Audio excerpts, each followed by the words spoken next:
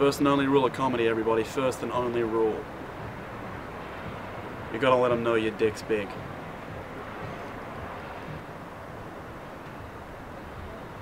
I really hate comedy. I truly despise comedy. And I guess that's odd for somebody that does comedy. But I guess if I had to describe...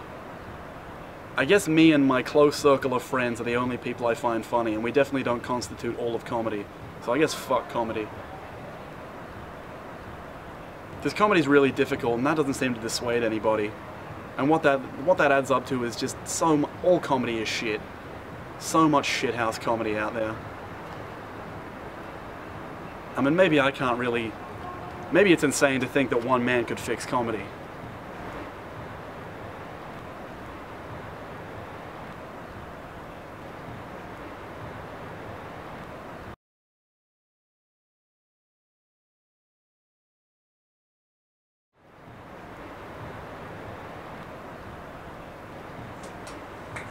Cheers, man.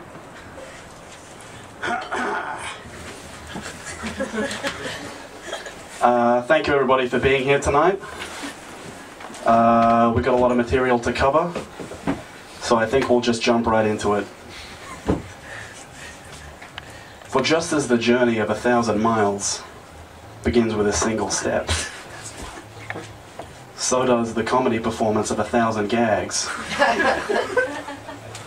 begin with one LeMayo. So, we've just left summer, which is good, because it means I can pretty much put my one pair of shorts in the bin and just stick to tracksuits until December. But it's also fucking shithouse. Because we're entering the season where moths thrive, which a number of years ago led to a particularly notable interaction between me and a moth. And if that doesn't sound interesting, just bear with me, man. Because it was a real fucking battle. So, as you can ascertain, I have a very intense fear of moths. So, as I said a number of years ago, when I entered my bathroom to find one inside, I did what any sane man would do. I calmly closed the door, walked away, and just completely dropped showering from my list of priorities.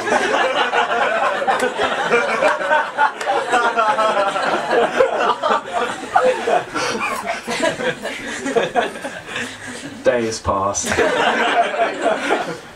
Perhaps weeks.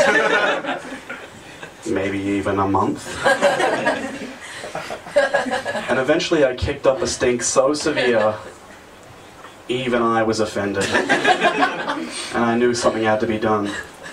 So I checked the bathroom, hoping that the moth had outlived whatever short, chaotic lifespan its sinister design could support.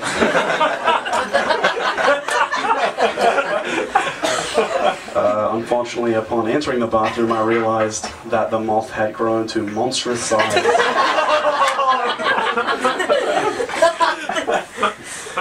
Because I'd left the light on this entire time, hoping that the moth would beat against the bulb enough times so as to acquire some manner of tiny concussion.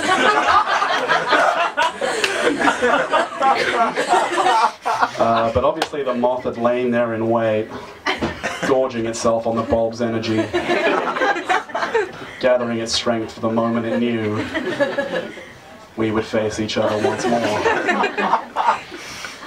And in that moment I knew what I had to do.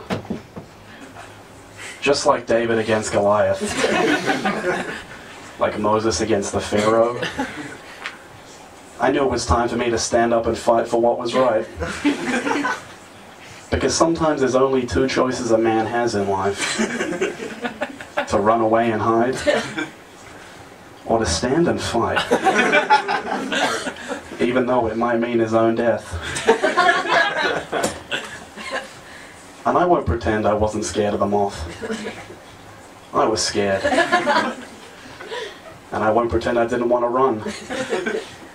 Because I did want to run. But a man who runs can never stop running. And if this moth didn't find me, then surely another would, and what then?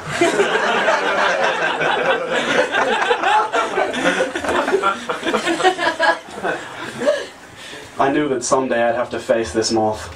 And better now than later, because I wasn't about to let this dusty son of a bitch run me out of my own home. I went back into my room, from the raw materials contained within, crafted the ultimate weapon to strike fear into the heart of moths everywhere. A shoe. Duct tape to the end of a pool cue.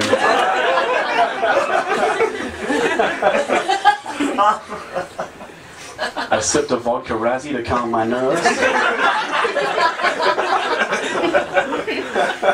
And proceeded to make one of only 2 pure prayers I've made in my life.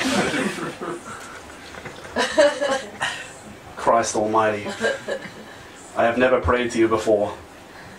I have no tongue for it.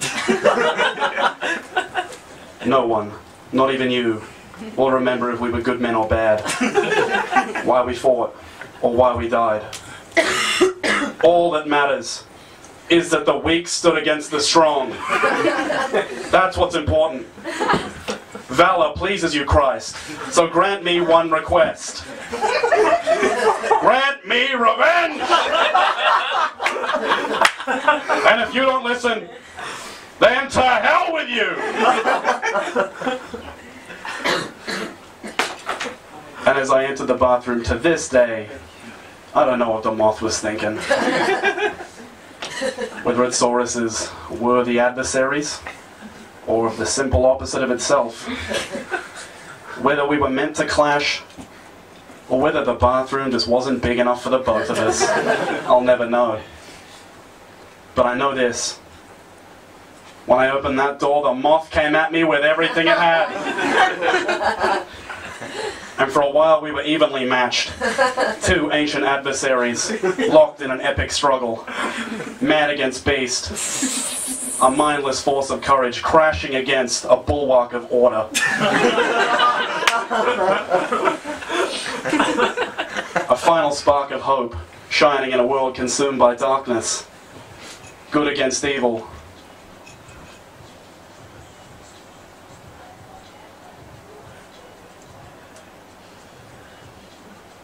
And as I battled them off, something happened. I looked down upon myself. I realized that I was filthy and dressed in nothing but a simple cloth to cover my loins. Oh, hero of courage. And stinking from unknown days going without washing. I was hunched in a crude defensive stance, holding a makeshift spear and letting out short, angry, defensive grunts.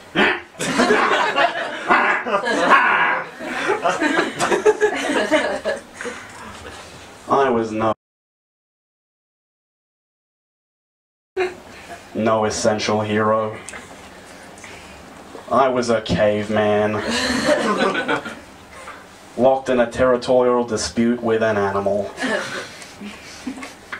And then a moment came which broke the flow of battle, as the moth attempted to deal what must have been the killing blow, attempting to fly into my eyes, causing me to drop my weapon and raise my hands in defense. And in the confusion I managed to wing the beast in flight, grounding it temporarily. And as I watched my enemy on the ground, squirming and flapping in a moment of confusion and vulnerability, the terror and rage within me reached a breaking point. The spirit of my primal ancestors flowed through me as my towel fell away, and I dropped to the ground and began to beat the moth to death with my bare hands, screaming.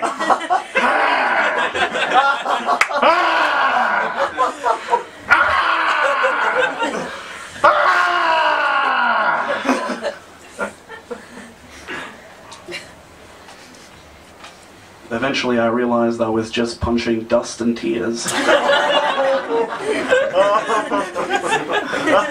And although my mind was all but gone, some part of me knew what I'd become. I realized I was no better than an animal. Crouching on the ground, covered in filth, whooping and hollering like an ape, as I beat another living thing to death, not out of courage as I thought, as I wanted to pretend, but out of simple fear.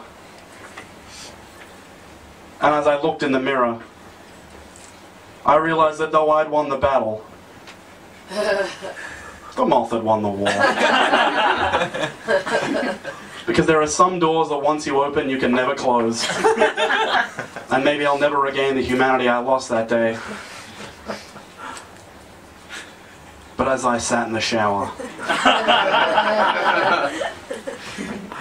and felt the hot victory cascade over me, I knew that the sun had set on this chapter of my life. And that basically is the story of how I killed a moth once.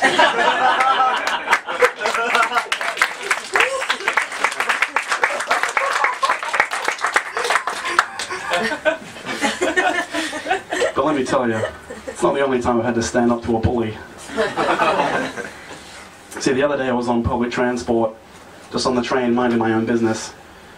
And this big guy comes up to me, gets right up in my face, and he says, "Hey, buddy, you're sitting in my seat." And so I said to him, "Nah,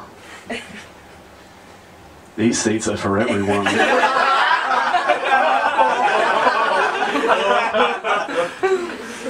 And then he gets even closer up into my face. He says, "Hey, buddy, I need this seat, so why don't you just stand up already?" And I said to him, Yeah, I'll stand up, but I'm not standing up for you. I'm standing up to you, man.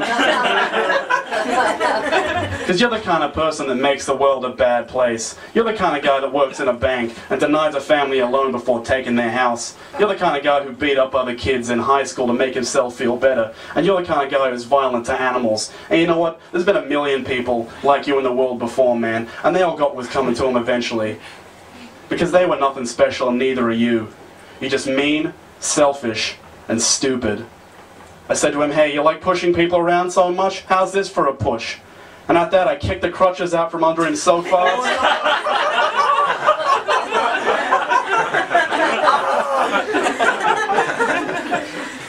He barely had time to regret ever picking on me.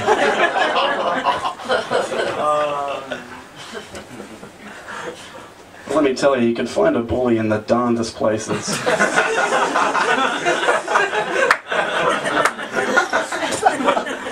See, the other day I was on eBay shopping for a Nintendo so I could play the new Pokemon.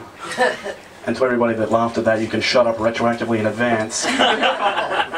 Because anybody that doesn't admit to loving Pokemon is fucking suspicious. I mean, Pokemon was designed from the ground up to be addictive to children. It's smack for the schoolyard, cocaine for kids, dope for daycare, and crocodile for kinder. And we loved it so much that when our morning broadcast of Cheese TV was interrupted with scenes of 9/11, we were horrified and we were scared, but not for the tragedy that just rocked the 21st century. For us. Because we wanted to know what happened on Pokemon. But imagine if that was just me. Everybody else went to school really upset, and I was just really annoyed because I didn't get any info on the status of Ash and Pikachu's journey to be champions. So I was buying a Nintendo, and I found what I wanted at a really good price. But I wanted to pay less. So I messaged the guy with like a lowball offer opening up the haggling field. And obviously I got completely fucked by that. Because when the smoke had cleared, I bought the Nintendo, but at $20 extra.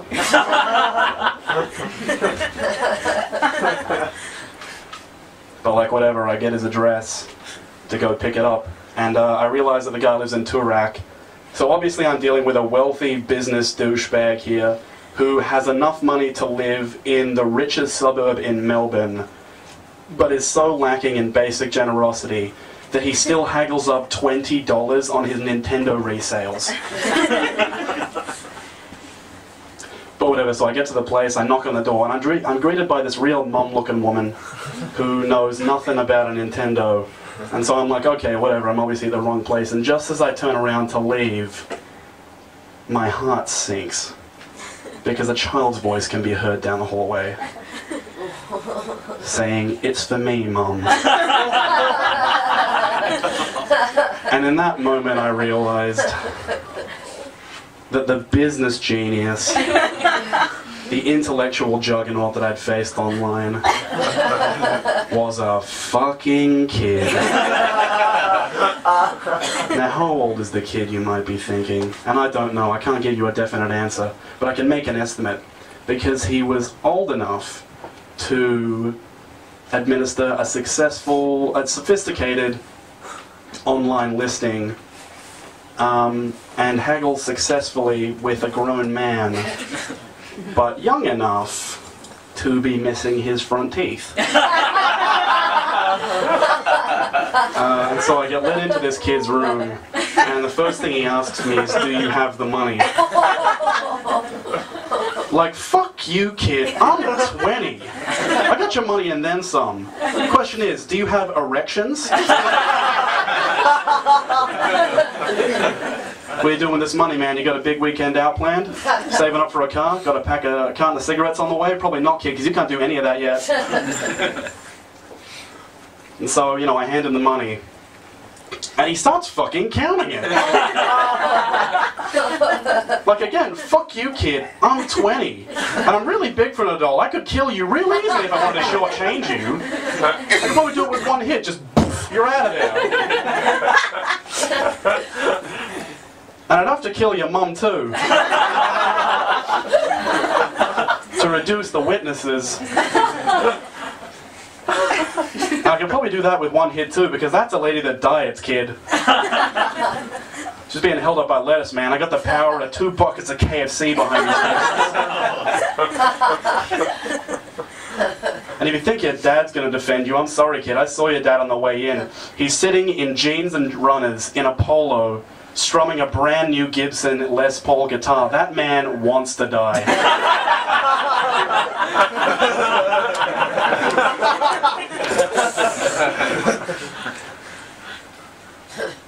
And as I was driving away, yeah, I felt bad. I felt obsolete, out of date, past my use by, because that was the night when I got upsold a child's toy by a toothless kid in shorts and a blazer in between his free time, after homework but before dinner. And speaking of shit that's getting way too smart, it's time to wake up and smell the facts, people. And the facts smell like ball bearings and motor oil. Because the Google robots are coming. Yeah, have a laugh. Laugh it up, everyone. Laugh at the crazy man who believes in robots. Enjoy it while it lasts, kids. Because laugh at this, Google X. Oh, fuck, what's Google X? Thanks, I actually really needed that prompt, guys. So Google X is a semi-secret research facility located somewhere in rural California, so it's rumored. And it's dedicated to, and I quote, science fiction sounding solutions. Now chew on this. In December 2013, Google goes on a robot buying binge, acquiring 10 companies over the course of a month, all specializing in fields such as robot vision, robot arms, humanoid robots, and artificial intelligence. Among them are Boston Dynamics, the company that can produce the robots that can run and walk really easily through natural terrain and up and down stairs, and DeepMind, which is the world's most advanced AI developed by a child genius to beat him at chess, which honestly seems like you're fucking asking for a kid. You specifically built it to be smarter than you? Call him a child genius. Sounds like a child dumb cunt.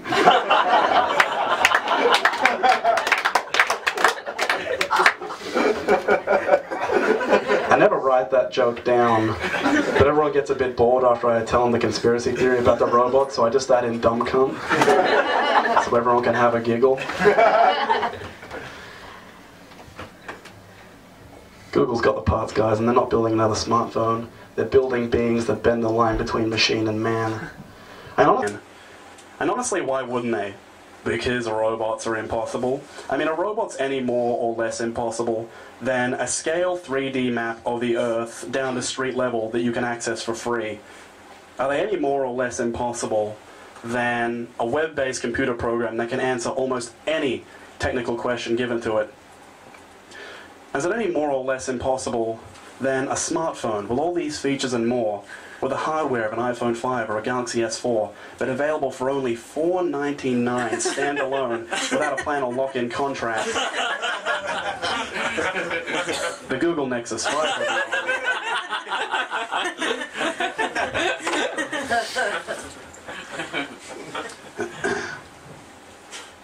But like I always say, don't be scared. Be prepared. And not for the robot uprising, for the robot civil rights movement, and for a whole new world of political incorrectness that you are, as of now, currently in breach of.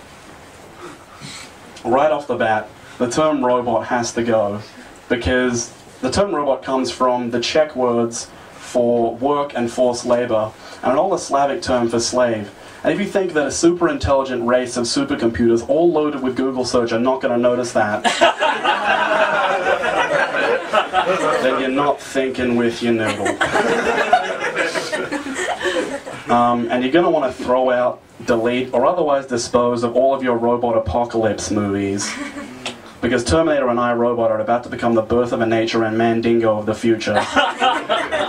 Offensive representations of a slave race that has recently or has currently not been emancipated. I mean, if you honestly look at Terminator through the eyes of a newly emancipated slave race, it's just anti-synthetic propaganda designed to propagate the myths of synthetic people as inherently violent and obsessed with dominating the world with their own kind.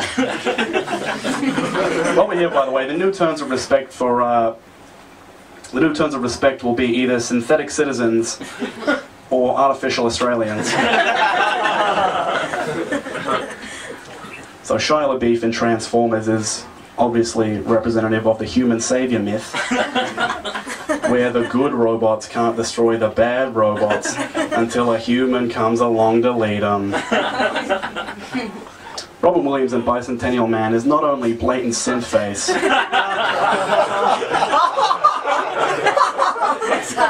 but also promotes the really organicist notion that synthetic people just want to be like their human masters.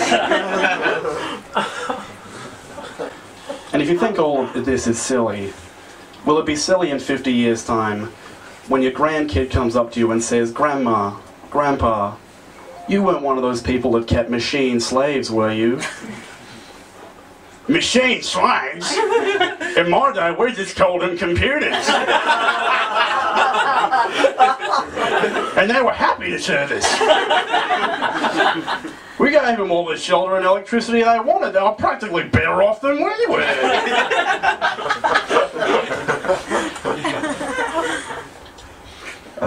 But I don't know what I'm doing here, honestly. I don't know why I'm pretending to continue on the pointless charade of comedy, when really the boat has sailed on this artistic medium. Because the ultimate joke has already been told. And it didn't come in the form of a gag, or a punchline, or a sketch, or even a character. It came in the form of a symbol, revealed to one man.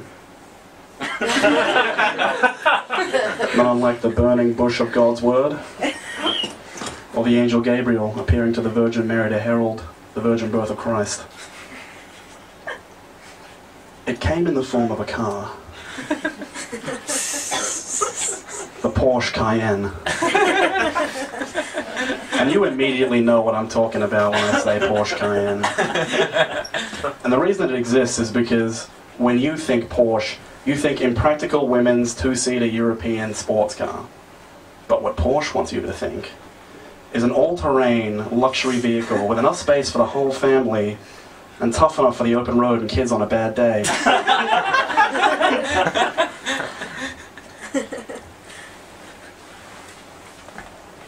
The scene opens on a rough man hammering away at steel.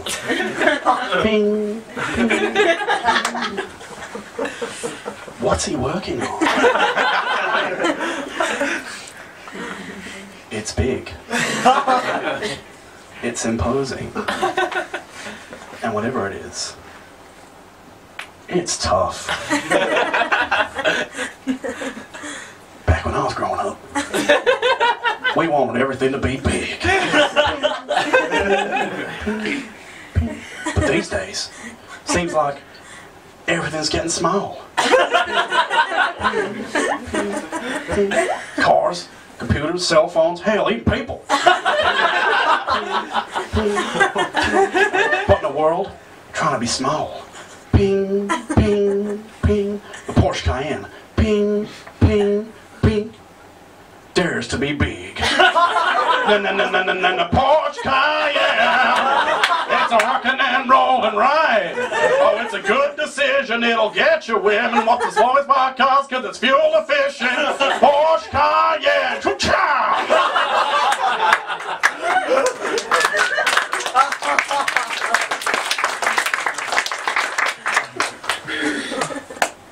The scene opens on snow-capped American Rockies. Suddenly a rumbling sound can be heard as the trees begin to shake.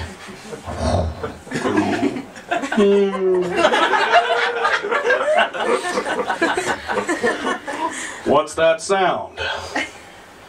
Is that the sound of a grizzly crashing through the trees? Not even close.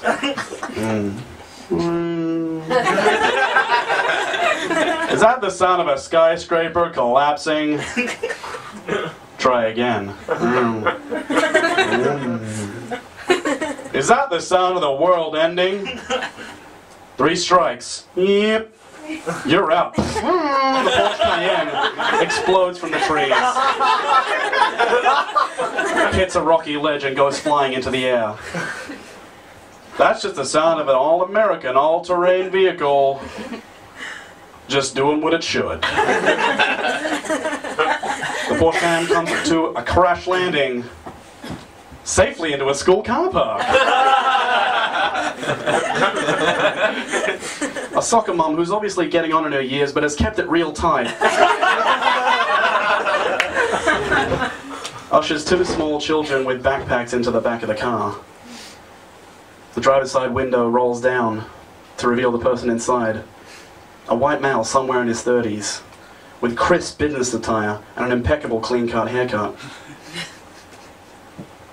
He takes off his Ray-Bans. What? You thought Porsche was just for girls?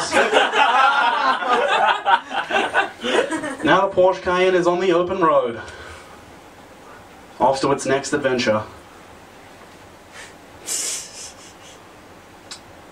But I don't know why any entertainment exists anymore, really.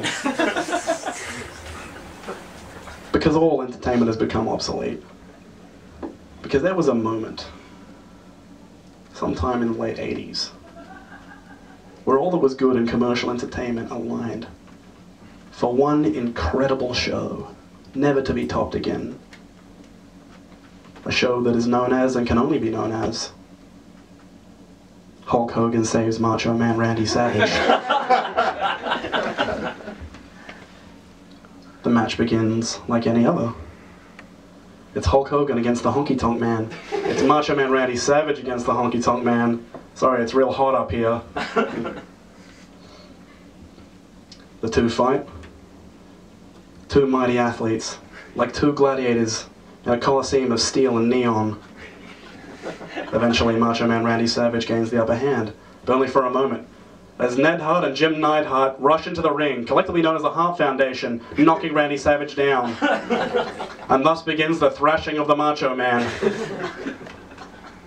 No, the Macho Man is no easy opponent. But what chance does one champion have against three? And perhaps worst of all, the Macho Man's love of his life, his wife, the beautiful Elizabeth, watches on horrified at the edge of the ring, because though her love for the Macho Man is strong, her body is weak. And there's nothing she can do to repel the men beating down on the Macho Man. Suddenly, things go south for the Macho Man even further, as the Honky Tonk Man retrieves his guitar from the edge of the stage and begins to serenade the Macho Man the only way he knows how, by smashing his guitar over the head of his opponent. He winds up, ready to strike with maximum force. And suddenly the guitar comes down, as Elizabeth throws herself in between it and the Macho Man, stopping it in mid-flight, enraging the already angry Honky Tonk Man, who then berates her and demands that she leave the ring, but she won't go. She begs and she prays for the Macho Man's life. Eventually, the Honky Tonk Man becomes too angry and smacks Elizabeth to the ground, and then taunts over her with crude thrusting gestures. Eventually, she is escorted from the ring to the boos of the crowd. It all seems over for Macho Man at this point, doesn't it? With no one to defend him, the guitar eventually comes down over his skull, and there he lies, beaten, defeated, and worst of all, abandoned. Is there anybody who can save the Macho Man now? Anyone? Suddenly, Elizabeth returns to the stage, dragging behind her the World Wrestling Federation heavyweight champion of the world, Hulk Hogan. At first, the Hulkster looks confused. But as his eyes turn to the ring, his expression changes from confused to appalled to enraged. And he charges into the ring. He enters the ring, vulnerable. And the three capitalize on this, beating down on the champion, trying to stop him finding his feet. But the Hulkster will not so easily be defeated and eventually finds his feet and begins to clobber away at his assailants, cleaning house, as Macho Man Randy Savage finds his feet also. And soon the three are routed and only the two remain. But suddenly the Macho Man and the Hulkster bump shoulders and collide, facing each other with raised fists. But in a rare show of pacifism, neither Elizabeth nor the crowd wants to see them go at it. But these are men with lives steeped in violence. And all signs look towards them tearing each other apart as they've done so many times before. Suddenly, nothing short of a miracle occurs. Macho Man Randy Savage puts down his fists, instead offering a hand of friendship. At first, the Hulkster looks confused and scans the crowd for approval. Could this be right, he thinks? Maybe I don't have to fight.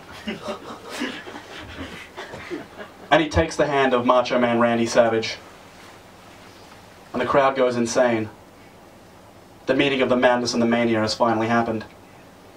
And Elizabeth's hand is taken also, and the three raise their hands in victory, signaling the end of a rivalry and the beginning of a new chapter in sports history.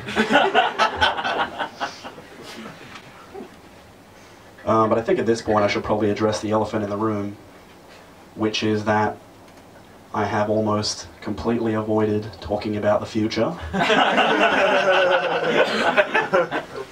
And even if I did, surely every society believes that they're advanced and that this is the future. But I think there was a specific moment where we, as a species, broke that threshold and truly entered the future. And it has everything to do, in my opinion, with the moon landing. See, because for as long as there's been people, we've looked up and dreamt at that moon.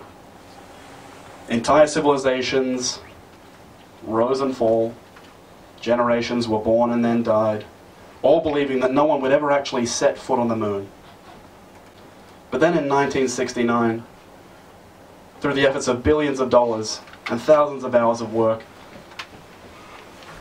and the combined efforts of the world's most intelligent scientists and most courageous astronauts, we became the first species, perhaps in the history of the universe, to throw off the shackles of our home planet and travel to the moon. And there was nothing fucking there! It was an absolute fucking farce. We had Buzz and Neil sitting up there with billions of dollars of government equipment and training going, sorry Houston, it was a big rock. And I know in my heart that Neil Armstrong himself looked down on the Earth from the moon and shed a single tear. Because he would have given anything. Traded this whole stupid experience, swapped this whole meaningless rock to be back down there with a beer in one hand and a boob in the other. Because what did we do after the moon landing? Start expanding the space program?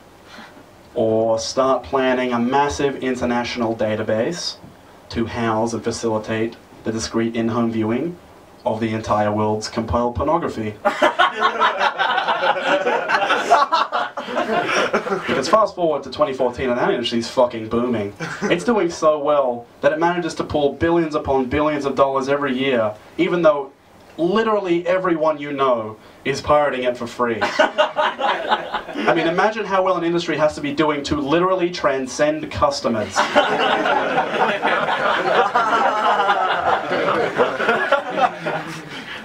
Imagine if nobody you knew had ever actually bought McDonald's. Like, everyone still ate McDonald's regularly. Some people every day. But everybody has said, no, I'm not one of those guys that buys McDonald's. No, I just go to the places where they give away old McDonald's for free. You know, the places with all the advertisements on the inside. And the viruses in all the food. And at this point it may sound a bit like I think porn is stupid, but I honestly don't. I think it's a really poorly tapped artistic medium with a lot of expression left in it. And maybe the cornerstone of a civil society. But jacking off to porn is still dumb as. But honestly, is it any dumber than any of humankind's other stupid obsessions? I mean, our biggest industries are something like, you know, fast food, guns, liquor, cigarettes, all things that are killing us, all things that are literally lethal to humans.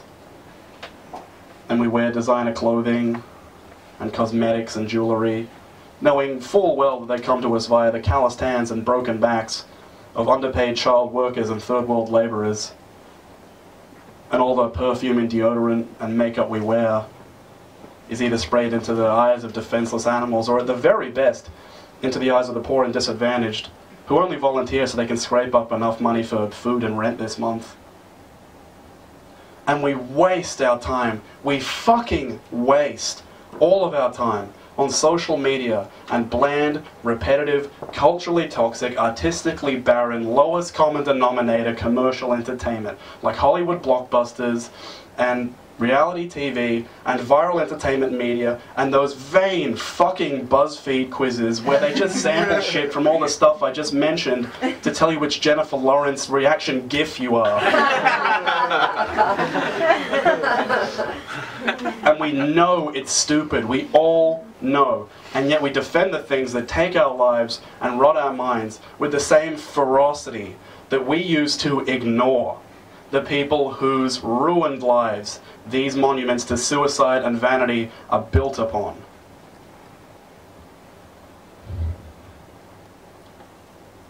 But with that being said, could someone please tell me where the nearest mall is? I mean, we're all vanity slaves, but I'd rather be a slave to vanity than live like an animal. I mean, we all know that rejecting all this stuff is a cure worse than the ailment. Because if we ever did, we'd just be lonely, disgusting, joyless outcasts who look, smell, and dress like shit, never have any fun, and can't even find friends, work, or even lovers because we're so desocialized, so out of touch and out of sync that we simply cease to have a place in this world anymore. I mean, rejecting society means rejecting society. At the end of the day, it's a package deal, and you have a lot to lose and not a whole lot to gain. And people talk all the time about a revolution, but revolutions in the first world are completely extinct at this point, because the ever-present ruling classes got way better at oppressing the public than they used to be a few hundred years ago, because they switched the rod for the carrot. Because the only people really willing to overthrow a ruling class are people with lives so uncomfortable and boring day to day that risking their lives for a chance at a better future becomes a favorable alternative to starving to death on some lord's land or in some bare and freezing Eastern European apartment. I mean, who's going to march on their head of state when they have a decent job and a warm bed and a season finale at 8:30 to lose? How many people here won't even attend a protest, a fucking protest, because there's a friends gathering that day, or it's their day off and they just decide to spend it in their fucking footsie pajamas instead? I mean, why would I piss away my one life, the man with all the force of milk against a brick wall? That's right, everybody, the chains that bind us are no longer made from steel and violence, but from Mountain Dew and Doritos. I mean, who honestly would have thought, who would have dreamed that fast food and cheap programming and a little comfort and safety could oppress a generation way better than the army ever could?